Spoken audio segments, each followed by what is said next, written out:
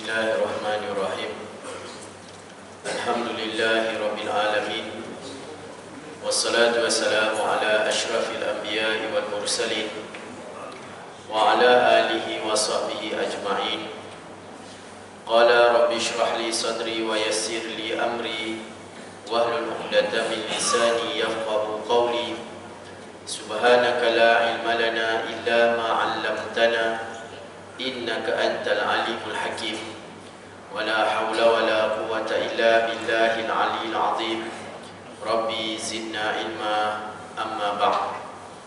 Assalamualaikum warahmatullahi ta'ala wabarakatuh. Alhamdulillah, pertama dan selama-lamanya marilah kita sama-sama memanjatkan setinggi-tinggi kesyukuran kita kepada Allah Subhanahu wa ta'ala, kerana dengan limpah kasih sayang Allah Subhanahu wa ta'ala, kita masih lagi diberikan kesempatan oleh Allah untuk kita terus hidup di muka bumi Allah Subhanahu wa ta'ala. Alhamdulillah, bersyukur kita kepada Allah Subhanahu wa ta'ala, kerana dengan pilihan dari Allah Subhanahu wa ta'ala, dengan kekuatan dari Allah Subhanahu wa ta'ala, kita dapat sama-sama mendirikan solat maghrib secara berjemaah. Mudah-mudahan solat yang kita lakukan akan dinilai oleh Allah Subhanahu wa ta'ala sebagai satu daripada amal soleh. Mudah-mudahan dengan amal soleh yang kita lakukan, Allah Subhanahu wa ta'ala akan memandang kita dengan pandangan rahmat dan kasih sayangnya. Mudah-mudahan dengan rahmat dan kasih sayang Allah Subhanahu wa ta'ala, kita akan dimasukkan oleh Allah ke dalam syurga-Nya. Jadi insya-Allah pada hari ini kita akan meneruskan pembacaan kitab berkaitan dengan kisah ataupun himpunan kisah benar tapi pelik daripada hadis-hadis sahih dan juga daripada kehidupan para salafus salih. Dan alhamdulillah kita telah sampai pada tajuk yang ke-12. Dan sebelum ni kita telah baca pada tajuk yang ke-11, iaitu berkaitan tentang syafaat yang agung.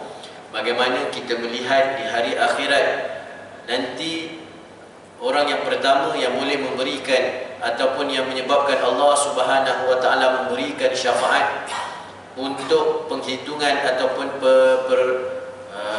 pertimbangan amalan adalah dengan syafaat Rasulullah sallallahu alaihi wasallam.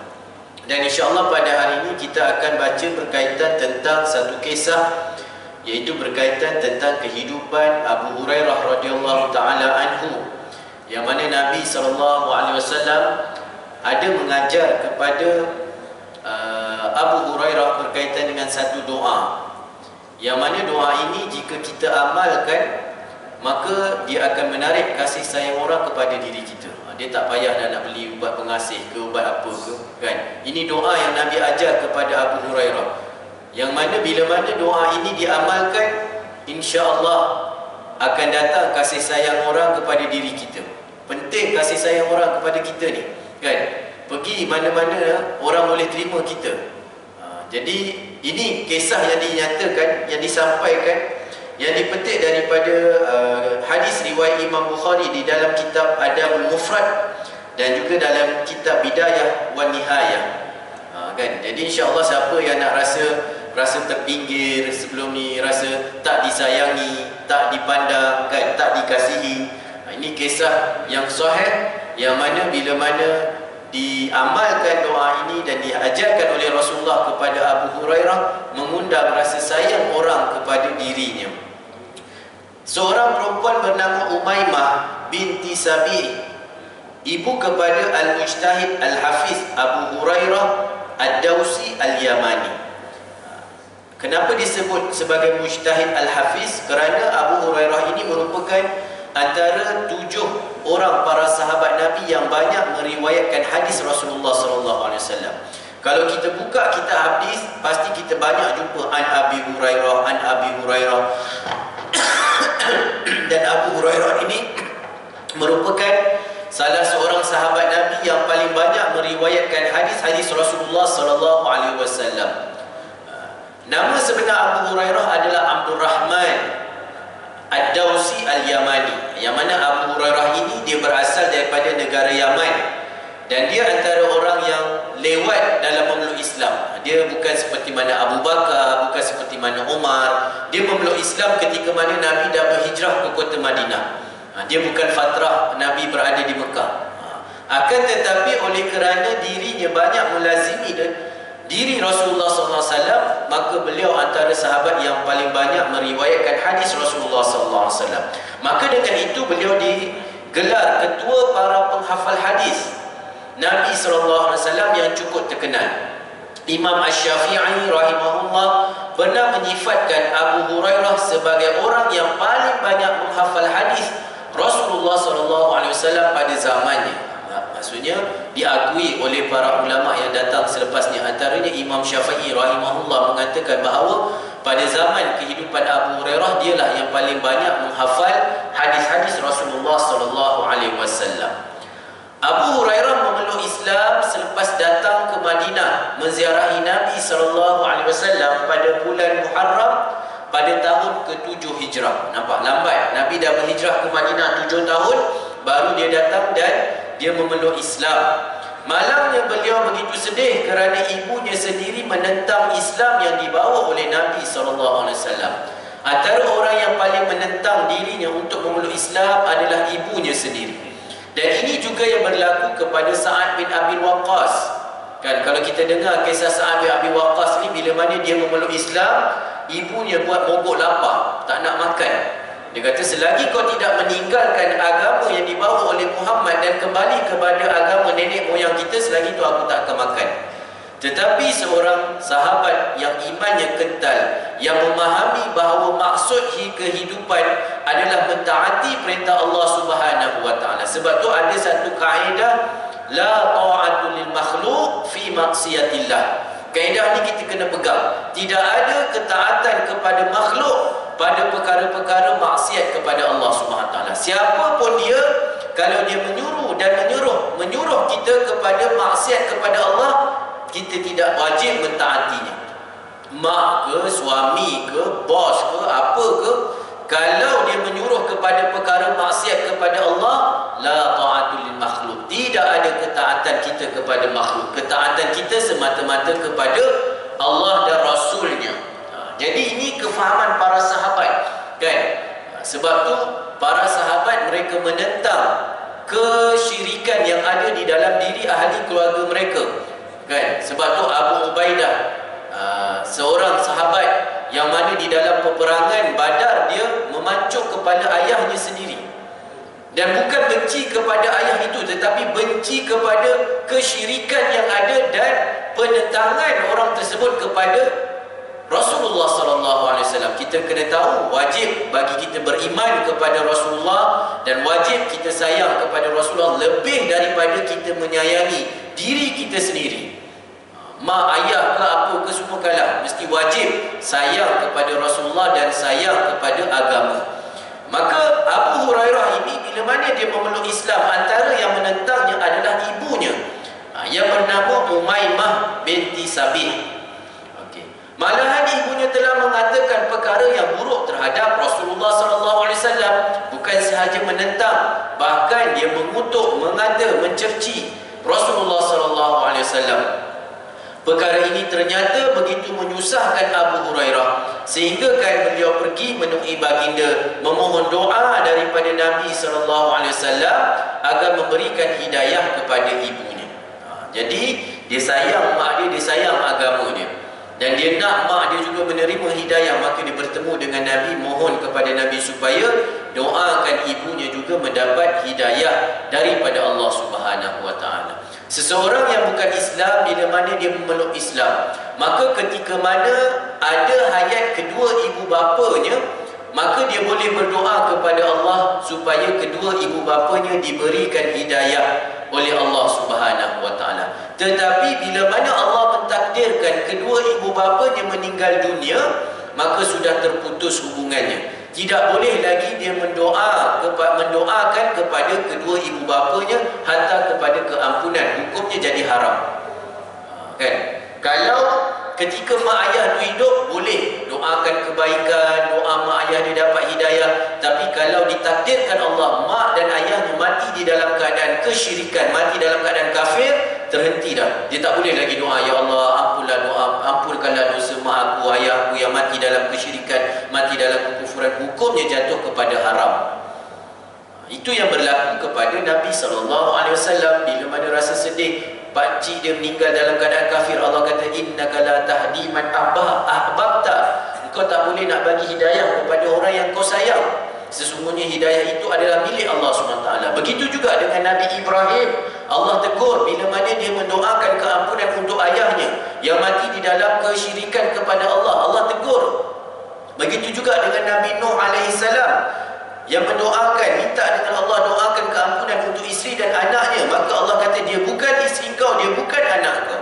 Masa hidup boleh kita berdoa. Sebab baru ni saya ada dengar ceramah seorang muallaf, dia kata walaupun mak ayah dia dah meninggal dunia, tapi dia tetap mendoakan keampunan untuk mak ayah dia. Tak boleh, hukumnya adalah haram. Walaupun kita sayang macam mana pun, takdir Allah telah melebihi daripada apa yang kita jaga. Maksudnya dia berada di dalam ilmu Allah. Allah lebih mengetahui apa yang terbaik. Kalau Allah nak bagi hidayah, Allah boleh bagi hidayah, kan? Maka kalau ketika dia hidup boleh, maka begitulah yang dilakukan oleh Abu Hurairah. Ketika mana ibunya masih hidup, dia datang bertemu dengan Rasulullah SAW supaya mendoakan ibunya supaya mendapat hidayah. Beliau mengadu dengan katanya, wahai Nabi, saya menyeru ibu supaya memeluk Islam, namun dia enggan, malah dia memburukkan Islam. Mohonlah kepada Allah agar memberikan kepadanya hidayah. Masa ketika hidup boleh, kan? Kita jumpa orang, tolong doakan ibu saya supaya menerima hidayah, ibu saya menentang ayah saya, kan? Seperti mana yang berlaku kepada Dr. Farid Ravi, kan? Kalau kita dengar kisah hidup dia, minta mak dia, alhamdulillah, kan, akhirnya sebelum mak dia meninggal dunia dapat hidayah Islam, kan? Kerana agama ini, syurga itu tidak akan dimasuki melainkan dengan orang yang beriman kepada Allah Subhanahu Wa Taala. Syarat nak masuk syurga mesti beriman. Itu dalam hadis yang sahih. Kalau kita buka dalam Riyadhus Shalihin, dia ada bab, kan, nak masuk syurga dengan iman, kata Nabi SAW. Mendengar kesungguhan Abu Hurairah dengan rayuannya itu, maka Rasulullah dengan sifat rahmatnya telah memohon kepada Allah dengan doa yang maksur, kan? Nabi SAW ni adalah Nabi rahmat, kan? Nabi yang punya sifat rahmat dalam dirinya. Bila tengok sahabat dia, kan, rasa sedih nak supaya mak dia ni dapat hidayah, jumpa dengan Nabi, maka Nabi SAW mendoakan kepada ibunya dengan mengatakan, Allahumma ahdi umma Abi Hurairah. Ya Allah, berikanlah hidayahmu kepada ibu Abu Hurairah. Dan kita tahu bila mana Nabi berdoa, doa Nabi adalah mustajab. Seterusnya Abu Hurairah bercerita, mendengar doa Nabi itu, aku keluar dari masjid menuju ke rumahku dalam keadaan bergembira dan yakin akan makbulnya doa tersebut. Sebaik saja aku sampai di rumah, ibu mendengar ketukan di pintu rumah. Beliau menyuruhku agar menunggu di luar rumah. Kedengaran dari luar bunyi air mandian dicurahkan. Sebentar kemudian ibu keluar, mendapatkanku dalam keadaan berdudung kepala. Jadi itu petanda lah. Maksudnya bila mana begitu, dia pasti dan dia yakin bahawa bila mana Nabi yang berdoa, maka doa Nabi adalah doa yang mustajab, doa yang tidak ada penghadangnya di antara dia dengan Allah Subhanahu Wa Taala. Maka dia balik ke rumah dia nak bertemu dengan mak dia, dan bila mana dia bertemu dengan mak dia, dia tengok mak dia dah berhijab. Kemudian terus ibunya berkata, aku bersaksi bahawa tiada Tuhan yang sebenarnya yang layak disembah melainkan Allah, dan Nabi Muhammad SAW ialah hamba-Nya dan utusannya. Mendengarkan kesaksian itu, aku menjadi sangat gembira. Lalu aku segera berpulang kepada Nabi SAW di masjid untuk memberitahunya tentang keislaman ibuku. Mendengar perkembangan yang amat baik itu, baginda bertahmid dengan memuji Allah Subhanahu Wa Taala. Ini antara sunnah yang ditunjukkan oleh Rasulullah SAW. Setiap kali kita mendengar apa juga berita-berita gembira, maka dahulukan dengan tahmid, iaitu memuji Allah dengan mengucapkan Alhamdulillah. Anak kita balik daripada sekolah, bagi tahu dapat keputusan yang cemerlang, Alhamdulillah. Anak kita balik daripada temu duga, dia kata dia dapat berjaya, maka ucapkan Alhamdulillah. Apa jua berita gembira yang sampai kepada kita, Wajib bagi kita bersyukur kepada Allah. Tanda kita bersyukur adalah dengan kita memuji Allah, alhamdulillah. Dan begitu sedikit orang-orang yang bersyukur kepada Allah Subhanahu wa taala. Kan?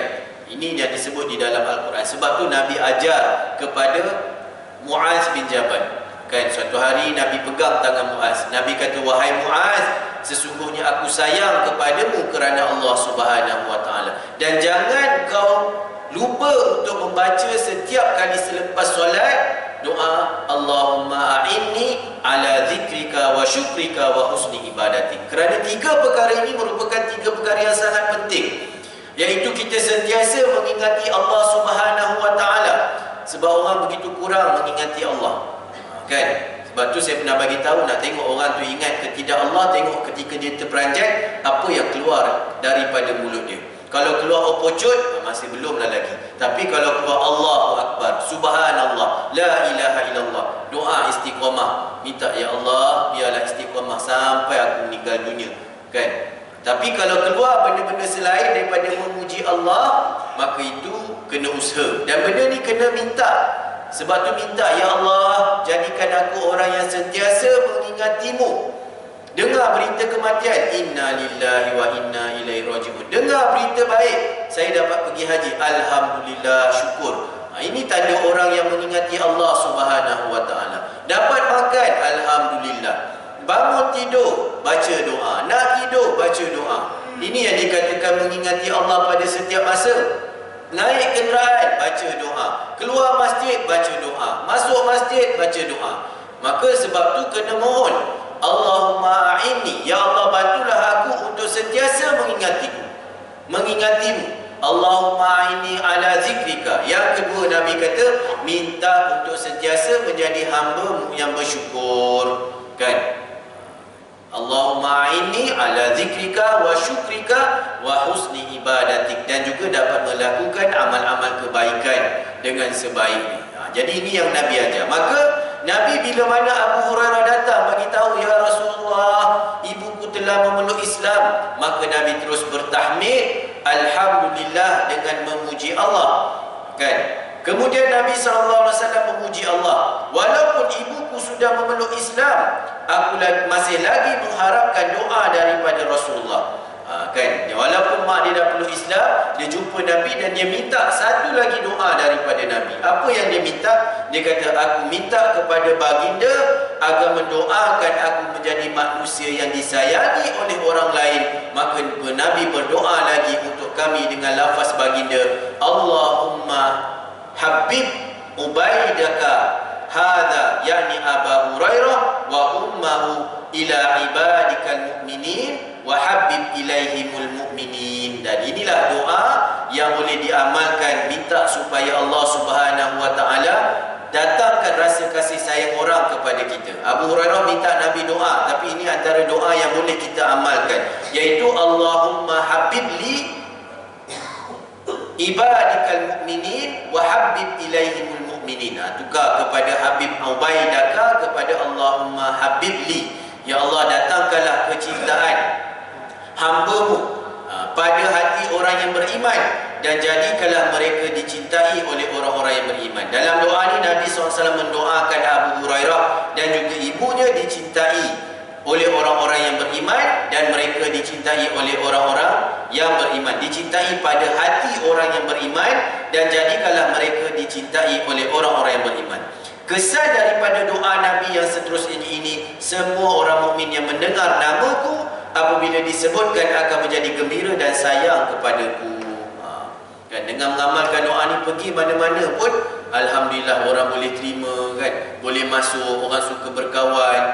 Benda ni penting, kan. Pergi mana-mana boleh ada orang nak buat teman, orang rasa seronok nak berkawan. Tak ada kita orang rasa kehilangan, kan. Ada kita orang rasa gembira. Kita tak nak jadi orang yang orang dibenci. Pergi mana-mana orang tak suka. Ada je orang tak suka, kan. Tak ada dia orang rasa aman dan tenang. Na'udzubillah. Maka benda ni merupakan satu nikmat dalam kehidupan. Ibu kepada Abu Hurairah pula bertukar menjadi seorang wanita solehah yang kerap mendahulukan hak Allah dan Islam mengatasi tuntutan peribadinya. Dalam sebuah riwayat daripada Hamid bin Malik, beliau berkata, pernah kami duduk bersama dengan Abu Hurairah di tanah miliknya di Aqiq. Lalu datang segolongan manusia dari Banidah menaiki kenderaan masing-masing. Mereka datang meminta bantuan. Abu Hurairah berkata kepada mereka, pergilah kamu wahai Hamid kepada ibuku dan katakan kepadanya aku mengucapkan salam kepadanya dan katakan kepadanya agar memberi kita makan. Beliau pergi ke rumah ibunya lalu melakukan suruhan Abu Hurairah itu. Ibunya lantas menyiapkan roti dengan minyak dan sedikit garam lalu meletakkan di atas kepalaku. Lalu aku membawa makanan itu kepada Abu Hurairah. Sebaik sahaja aku meletakkannya di hadapan Abu Hurairah, beliau berkata, syukur kepada Allah yang telah memuliakan kami dengan makanan ini, sedangkan dahulu kami hanya makan dua benda yang hitam, tamar dan air. Kita tahu semasa kehidupan Rasulullah, Abu Hurairah ini digelar sebagai Ahlus Sufa, kan, orang yang tidak ada perlindungan. Tetapi selepas kewafatan Nabi, beliau mendapat banyak, dia diangkat menjadi gubernur, sehingga ada harta, dan harta yang ada digunakan untuk membantu dan memuliakan orang-orang Islam yang lain. Semoga Allah merahmati sahabat daripada keturunan Ad-Daus dan ibunya ini dan meredai kedua-duanya. Jadi apa hikmah yang boleh kita ambil daripada pengajaran ini? Dan insyaAllah malam ni kita akan baca dua kisah lah, sebab dua kisah ni dua kisah yang pendek. Hikmah dan pengajaran. Seorang anak apabila telah dewasa bertanggungjawab membimbing dan mengajar ibu bapanya yang kurang didikan agama. Ini kewajipan kepada seorang anak. Sampai mati dia kena berkhidmat kepada kedua ibu bapanya. Sama ada ibu bapanya Muslim ataupun tidak Muslim, apatah lagi kalau Muslim. Wajib, dan Islam tidak memutuskan hubungan walaupun dia ibu bapanya belum memeluk Islam, tapi tetap juga berbuat baik atas dasar insani ketika dia hidup, kan. Dan salah satu cara membimbing ibu bapa adalah dengan berdoa. Jika merasakan doanya tidak mencukupi, maka bolehlah mencari mana-mana orang alim yang berkat doanya untuk mendoakannya agar ibu bapanya mendapat hidayah bagi pihaknya. Dan doa anak yang soleh ini merupakan saham akhirat yang paling besar dalam kehidupan, kan. Bahkan doa anak yang soleh boleh mengangkat martabat kedua ibu bapa di dalam syurga. Satu hari Allah SWT menyatakan, Nabi SAW menyatakan dalam sebuah hadis, seorang lelaki dinaikkan martabatnya daripada syurga yang bawah kepada syurga yang atas. Ada kata daripada neraka diangkat kepada syurga. Kemudian dia pelik, ditanya Allah, ya Allah, apakah yang telah menyebabkan darjat aku ini dinaikkan, sedangkan aku tak ada lagi amalan yang lain, kan? Apa yang menyebabkan aku boleh angkat darjat? Maka apa kata Allah Subhanahu wa taala? Ianya adalah kesan daripada istighfar daripada anakmu kepada dirimu. Sebab tu seorang anak yang mendoakan kepada kedua ibu bapanya daripada hati sanubarinya, dia boleh mengangkat darajat seorang ayah ataupun seorang ibu di hari akhirat kelak. Sebab tu doa ni sangat penting. Doa ini dia tidak ada penghalang. Sebab tu kalau saya pernah bertanya kepada para masyayikh, antara doa dengan baca Quran, mana yang lebih baik untuk kita sampaikan kepada kedua ibu bapa kita? Maka Syekh menjawab, doa itu lebih afdal daripada baca Quran. Sebab doa ini muafak, semua para ulama mengatakan doa seorang anak tidak ada hijabnya sampai kepada kedua ibu bapa. Sebab tu doa anak yang soleh salah satu daripada yang dinyatakan oleh Nabi yang akan ikut seorang anak Adam ke dalam kubur. Sedangkan pembacaan Al-Quran benda tu khilaf di kalangan para ulama. Khilaf ni boleh jadi ya ataupun boleh jadi tidak, kan. Kita tengok perbincangan, orang kata baca Fatihah kamak sampai ke tidak, itu yang dibincangkan. Tetapi kalau doa memang tak ada siapa kata tak sampai, maka dengan pandangan itu Syekh kata doa itu adalah lebih baik daripada bacaan Quran, bacaan surah Yasin. Kerana doa ini ittifaq ulama, semua kata sampai. Doa ini cukup memadai kita bacakan doa yang Allah SWT ajar di dalam Al-Quran. Allahumma gfirli wali walidayya warhamhuma kama rabbayani shaghira, kan. Ya Allah, ampunkan dosaku dan dosa kedua ibu bapaku. Sebab tu walau macam mana pun buruk seorang ibu ataupun ayah, dia tetap ibu dan ayah kita, dan wajib bagi kita mendoakan mereka. Boleh jadi dengan asbab syafaat daripada doa anak yang soleh dan solehah, dia yang boleh mengangkat darajat kedua ibu bapa. Sebab tu jangan berhenti berdoa untuk kedua ibu bapa. Bahkan ada ada para ulama yang mengatakan derhaka seorang anak sekiranya dalam sehari tidak pernah mendoakan keampunan ataupun kebaikan untuk kedua ibu bapanya. Nanti kita akan sampai kisah tentang seorang anak yang soleh, kan, bagaimana dengan sebab dia berbakti kepada kedua ibu bapanya, Allah Subhanahu wa taala jadikan dirinya seorang yang bila mana berdoa, doanya mustajab. Akan sampai kisah tersebut. Kemudian dikatakan amalan menjamu mereka yang dalam kesusahan ialah amalan ahli orang-orang yang mulia. Bagi orang makan ni satu kemuliaan. Kan? Sebab tu orang Melayu pun antara orang yang suka bagi orang makan. Oh, kenyang kan. Kawan saya datang sini kata kenyang, duduk tetamu. Itu kemuliaan dan itu yang disuruh oleh Rasulullah SAW. Nabi bila mana berhijrah daripada kota Mekah sampai ke kota Madinah, Nabi kata apa? Sebarkan salam, bagi orang makan, bangun malam, solat ketika mana orang lain tidur, maka ia adalah jalan ke syurga Allah Subhanahu wa taala. Sebab tu menjamu orang makan ini merupakan antara jalan untuk kita mendapat syurga Allah Subhanahu wa taala, dan umat Islam hendaklah sentiasa berdoa agar mereka diikat oleh Allah dengan kasih sayang yang berteraskan keimanan. Itu kisah yang ke-12, iaitu kisah berkaitan tentang doa pengasih yang diajar oleh Nabi SAW. Kita pergi kepada kisah yang ke-13, iaitu berkaitan tentang balasan bagi orang yang memainkan ataupun mempermainkan sunnah Rasulullah SAW. Mempermainkan apa? Dia mengejek-ngejek, memperolok-olok. Contohnya tengok orang bersugi. Sugi ini satu sunnah yang sangat besar. Sampai Nabi kata apa? Laula asyqa ala ummati la amartuhum bisiwakin inda kulli salat. Nabi kata, kalaulah ianya tidak menyusahkan kepada umat aku, nescaya aku akan perintahkan umat aku ini untuk bersiwak setiap kali mereka nak solat. Tapi dengan rahmat dan kasih sayang Nabi, Nabi tak nak susahkan umat. Mungkin susah nak bawa kayu, kita pun tak ada, kita kan nak dapat kayu siwak tu kena ambil daripada negara tanah Arab baru boleh dapat, letak dalam poket. Sebab tu masa saya belajar, saya duduk dalam kuliah hadis. Kuliah hadis ni kuliah yang syadid. Pelajar yang tak ada kayu siwak dalam poket dikira pelajar tu pelajar yang bermasalah. Pelajar yang ada masalah. Sebab tu memang dalam poket ni memang sentiasa ada kayu siwak.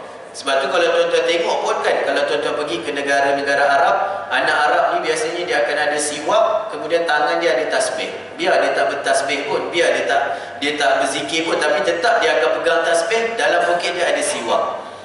Kan? Kalau ada orang yang mempermainkan, apalah siwak kotor sekarang ni, mana zaman orang pakai bulu gigi tak pakai dah benda ni. Ini yang dikatakan mempermainkan sunnah. Ataupun mempermainkan sunnah Nabi pada berkahwin 4. Sunnah ini, sunnah. Kan kadang-kadang orang mempermainkan. Kita jangan mempermainkan sunnah Rasulullah SAW. Apa jua sunnah? Bukan kepada tu, apa sahaja sunnah, maka dia tidak boleh dipermainkan dan tak layak dipermainkan, kerana itu adalah agama kita. Orang pakai baju atau pakai apa, seluar atas buku lali, kita kata tak banjir lah sini nak pakai seluar atas buku lali. Itu sunnah Rasulullah SAW. Sayyidina Umar ketika mana hampir kepada wafat, datang seorang pemuda nak ziarah dia, pakai seluar labuh, kain tu labuh daripada bawah buku lali. Dia kata angkat, jangan labuhkan pakaian. Ini ada orang yang bila mana tengok orang pakai macam tu, dia ejek. Itu sebenarnya dia telah mengejek sunnah Rasulullah SAW. Ini ada kisah bagaimana balasan bagi orang yang mempermainkan sunnah Rasulullah SAW. Dan ini adalah kisah yang benar, iaitu kisah yang diriwayatkan oleh Ibnu Khalikan, meriwayatkan dalam kitab Wafayat, dan Ibnu Katsir dalam Hidayah wan Nihayah. Ada dua riwayat kisah yang sama daripada tulisan Kutubuddin Al-Hunini. Dia kata, telah sampai kepada kami cerita tentang seorang lelaki yang dikenali sebagai Abu Salamah. Dan Abu Salamah ini datang daripada daerah Busra, dan dia seorang yang berperangai keji dan suka mempermainkan hadis-hadis Rasulullah SAW. Kisah ini ada diriwayatkan dalam dua kitab, dan kitab kedua-dua kitab menceritakan kisah seorang lelaki yang sama yang bernama Abu Salamah, yang mana Abu Salamah ini dia datang daripada satu daerah yang bernama Busra, dan dia memang seorang yang mempunyai perangai yang keji dan suka mempermainkan hadis-hadis Rasulullah SAW dan sunnah-sunnah Rasulullah SAW. Pada satu hari dia telah mendengar tentang siwak. Ini saya katakan, siwak itu adalah bersugi. Biasa biasanya dengan kayu arak, nama dia kayu arak. Dan siwak ini dia bukan saja boleh membersihkan mulut, bahkan dia mencerdaskan akal. Padanya ada, pada dia punya getah tu, kelak-kelak sikit, dia baik untuk akal. Selain dia boleh menguatkan gusi. Saya masa belajar dulu ada seorang kawan, dia bentangkan tentang kelebihan bersiwak. Maka dia datangkan kajian-kajian sains yang ada mengatakan bahawa siwak tu apa kelebihan dia. Antaranya adalah untuk menajamkan akal. Kemudian dia boleh menguatkan gusi, dan juga dia membersihkan mulut daripada berbau. Kan, sebab tu orang pakai siwak ni dia kurang berbau mulut dia. Bahkan sebab tu Nabi SAW adalah orang yang paling pembersih. Sehingga di akhir hayat Nabi SAW, perbuatan yang terakhir yang Nabi lakukan adalah bersiwak, yang menunjukkan bahawa Islam itu bersih. Dan siwak ini Nabi ambil daripada adik iparnya, kan? Sebab tu dalam kisah Aisyah kata, tidak ada perkara yang paling aku gembira melainkan pada akhir hayat Rasulullah SAW, air liurku dan air liur Rasulullah bertemu. Sebab apa? Sebab siwak yang Nabi dapat tu keras. Maka Aisyah kata, ya Rasulullah, bak sini siwak tu aku gigit-gigitkan dulu. Kan kalau kayu siwak tu dia kena hancurkan depan tu. Maka Aisyah gigitkan, kemudian baru bagi pada Nabi. Selepas Nabi bersiwak, maka Nabi SAW wafat di dada Sayyidatina Aisyah radhiyallahu anha. Nampak, sampai akhir hayat Nabi, Nabi masih lagi bersiwak. Maksud siwak ini satu sunnah yang sangat besar. Tapi ada seorang hamba Allah ini yang bernama Abu Salamah ini, dia bermain dengan siwak ni, dia mengutuk dan mengeji siwak ini.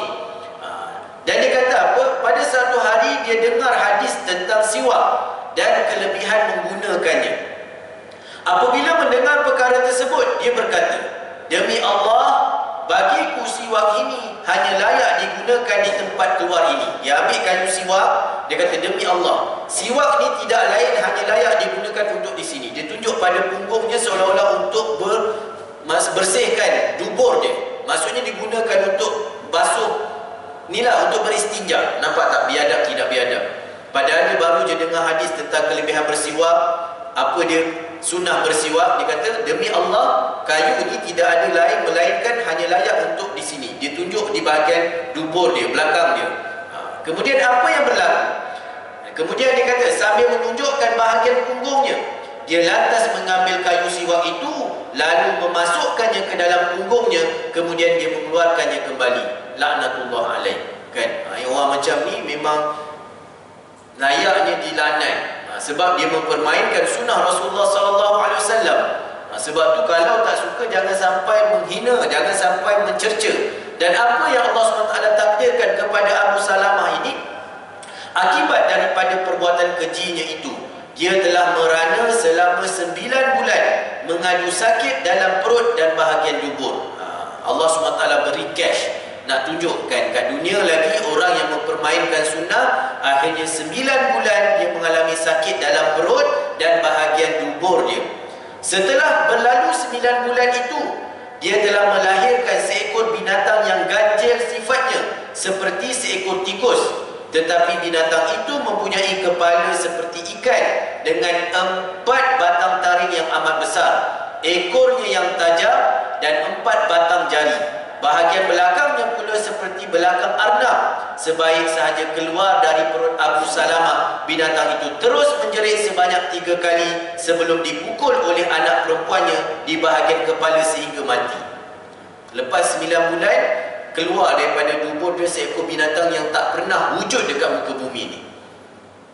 Kita rasa macam pelik, tapi itu adalah kisah benar dan diriwayatkan. Bukan sekadar riwayat orang, tapi mutawatir. Ramai orang yang menyaksikan perkara tersebut. Keluar daripada dubur dia seekor binatang seperti, dekat sini kata seperti seekor tikus. Kemudian kepalanya seperti kepala ikan. Ada 4 batang taring yang amat besar, ekor yang tajam dan 4 batang jari. Bahagian belakangnya pula seperti belakang arnab. Sebaik saja keluar dari perut Abu Salamah, binatang itu terus menjerit sebanyak 3 kali dan dibunuh oleh anak perempuannya. Abu Salamah hanya diberikan Allah umur selama 2 hari selepas musibah itu berlaku ke atasnya. Sebelum matinya, dia sempat berkata, haiwan ini telah pun membunuhku dan memakan ususku. Dia kata dengan sebab tu dia mati dengan asbab binatang ini. Peristiwa pelik ini turut disaksikan oleh ramai penduduk setempat dan para guru.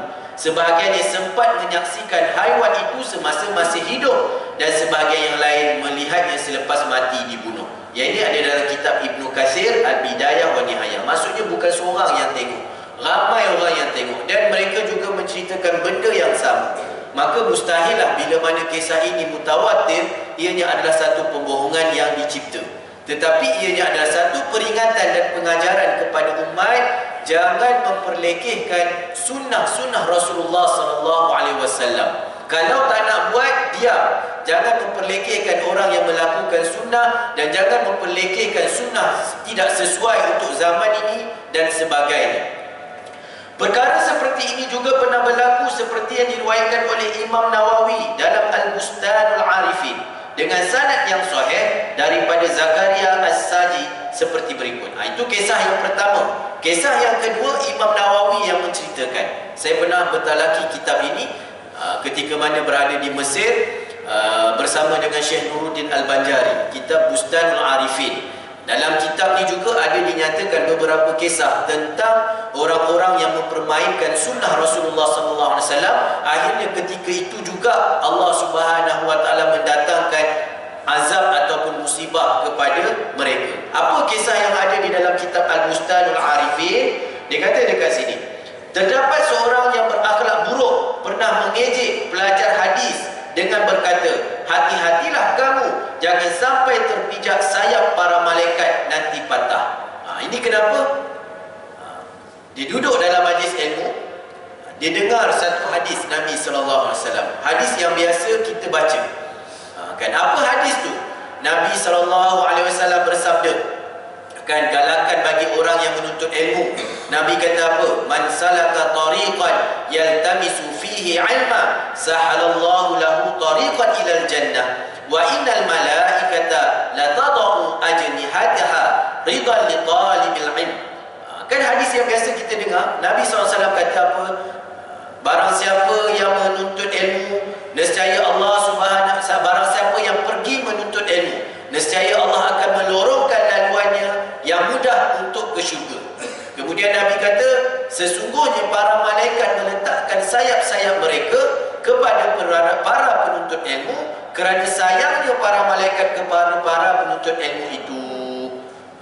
Jadi bila dengar hadis ni, yang si pemuda ni tadi, dia kata dia pemainkan orang-orang yang belajar hadis ni. Dia kata apa? Hati-hati kamu, jangan sampai terpijak sayap para malaikat nanti patah. Bayangkan dia ejek orang belajar ni, dia kata ni malaikat ni tengah buka sayap ni, kita kata gitu kan. Dia kata nanti kau keluar, hati-hati, jangan terpijak sayap malaikat nanti patah sayap malaikat. Dia dengan niat istihza untuk mempermain-main dan untuk memperkecilkan sunnah Rasulullah SAW. Jadi apa yang terjadi kepada dia, tuan-tuan dan puan-puan yang dirahmati oleh Allah Subhanahu Wa Taala? Dia berniat dengan tindakannya ini semata-mata untuk mempermainkan hadis sahih yang diriwayatkan oleh ramai. Kan? Maka selepas saja dia kata tersebut, akibatnya tidak semena-mena beliau menjadi kaku dan tersembam jatuh di tempat dia berdiri. Masa tu juga Allah SWT kakukan dia, nasib baik tak jadi apa batu belah apa yang cerita apa ditenggang ke apa ke kan. Kaku dan terus terjatuh.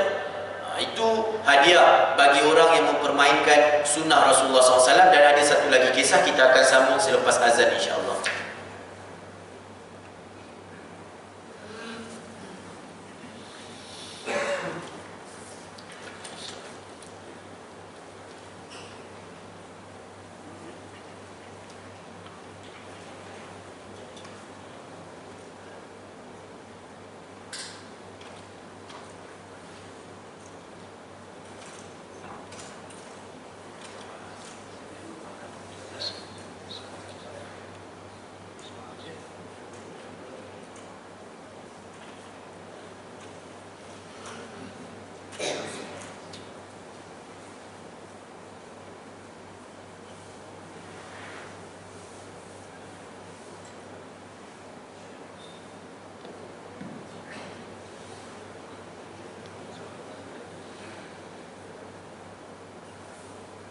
Allahu Akbar.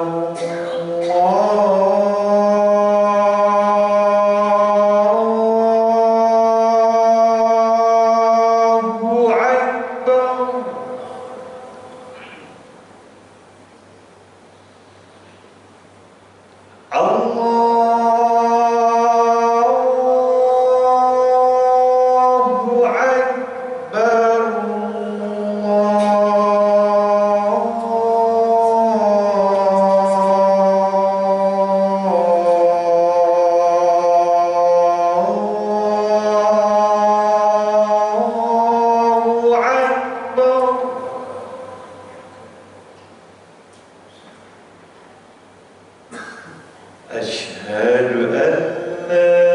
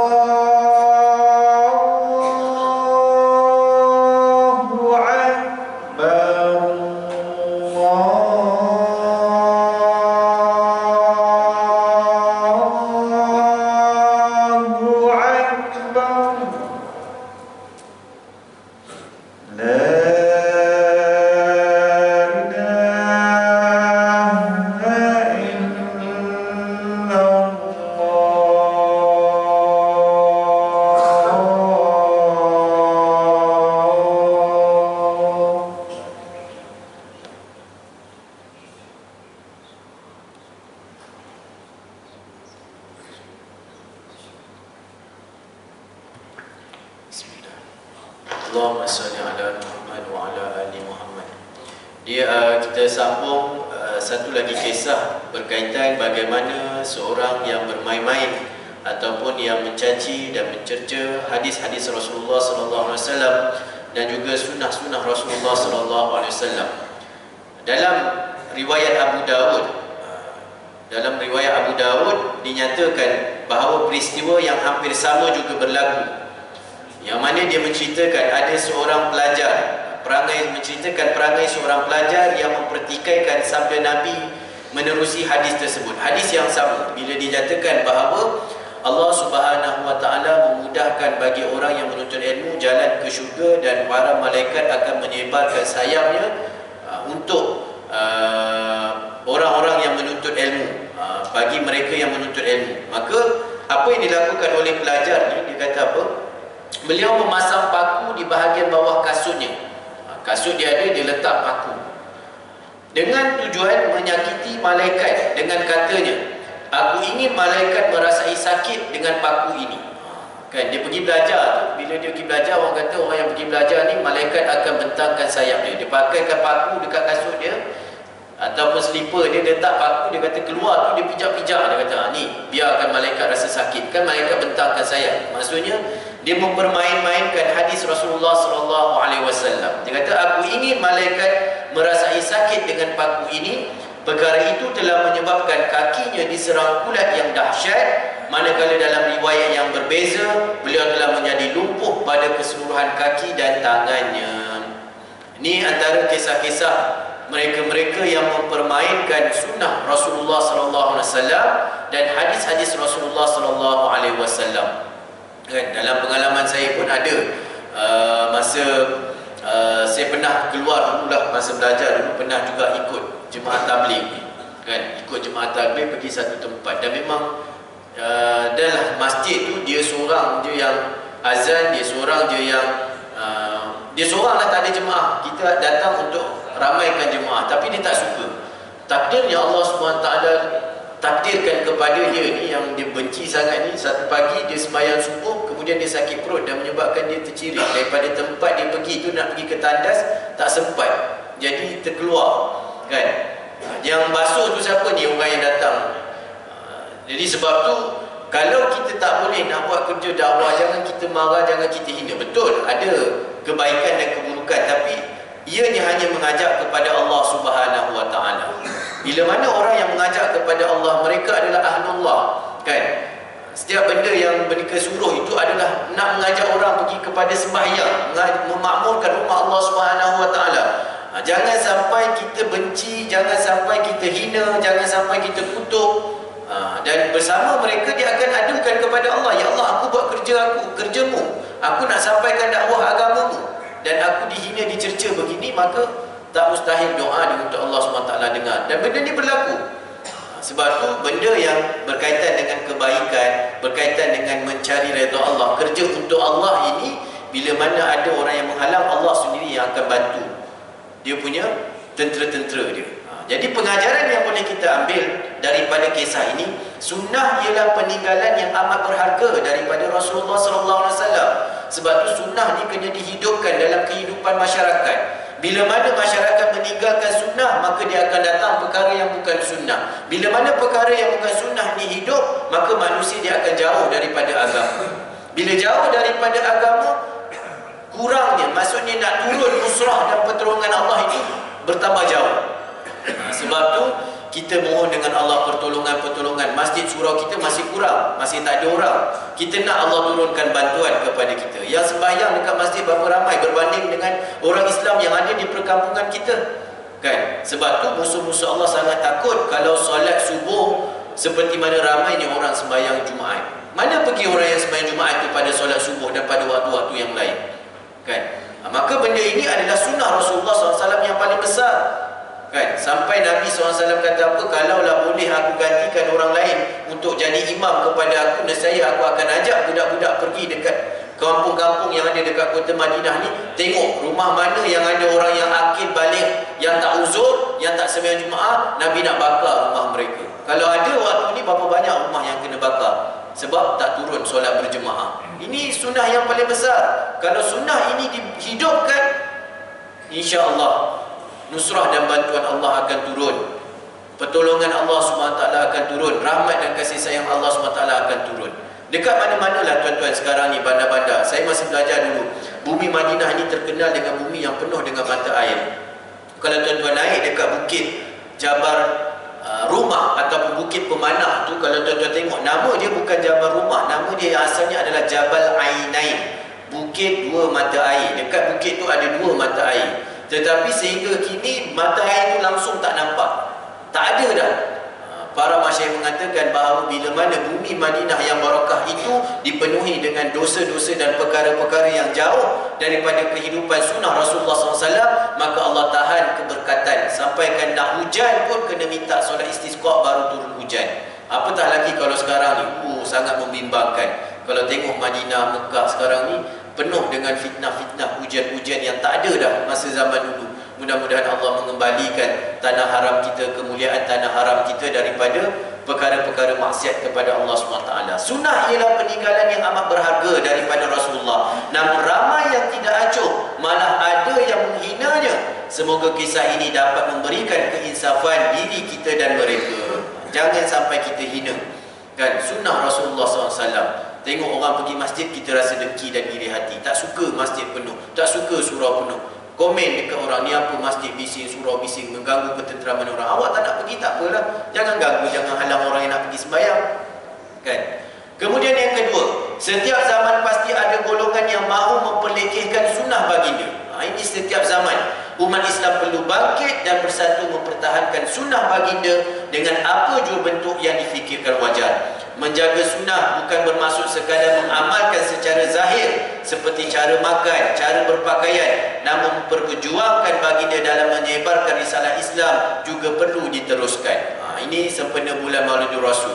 Bukan semangat sayang cinta Nabi hanya meraihkan hari kelahiran Nabi, tetapi sayang cinta Nabi kita hidupkan sunnah-sunnah Rasulullah SAW. Saya tak marah orang nak pergi barak. Ini anak murid saya, dia salah faham kan. Saya tegur, dia orang pergi barak, lepas tu sembahyang zuhur tak sembahyang, baca kitab Syama'il Muhammadiyah pada waktu malam, subuh tak sembahyang subuh. Saya kata kalau Nabi ada sembahyang subuh tu lebih penting daripada baca Syama'il Muhammadi tu. Subuh tu yang Nabi SAW nak kita tegakkan. Zuhur tu yang kena sembahyang. Bukan bawa sepanduk pusing-pusing, zuhur tak pergi sembahyang, masjid kurang sebab penat, berharap. Kemudian dia kata apa? Ustaz Asri ni tak suka, anti kepada orang yang meraihkan. Macam-macam yang dia tuduh. Saya kata awak ni salah faham. Saya kata sunnah yang paling utama tu yang Nabi nak sangat kita sembahyang tu kan. Dia kata saya anti dan tak suka kepada orang yang meraihkan maulid Nabi. Saya tak macam tu.